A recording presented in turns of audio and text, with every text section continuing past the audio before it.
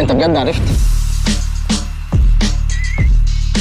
الناس كلهم بيتلخبطوا ما بيننا. يعني نفس الالوان والكاركترز عامله كده. كل حد اصلا مش عارف ان احنا اخوات. انا شعري كده. انا شعري ناشف. وانا شعري دهني. انا شعري اويلي قوي. I have a dry hair برضه فهو ليه مشاكله فاهم. انا بستخدم الفيف هايلورون بيور. وانا مويستشر. وانت عارفه الفرق؟ تعالي اوريكي.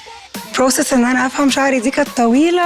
اكبر مشكله هتقابلنا انه هايش طول الوقت. دايما بتكون ماي ستراجل انا شعري بيزيد بعد نص اليوم. اخيرا لقيت الفيف هايلورون مويستشر. لحد ما اكتشفت الفيف هايلورون بيور. في ساليسيليك اسيد اللي هو بينظف وبيقلل الزيوت، ده بالنسبه لي ماجيك. خلاص عندنا شامبو فيه هايلورونيك اسيد بيرطب 10 مرات اكتر وبيخلي شعري طويل اكتر من 72 ساعه. ببدا بالفيف هايلورون بيور سيرم اللي بينظف فروه الراس اكسترا، وبعد كده شامبو كونديشنر بسيطه.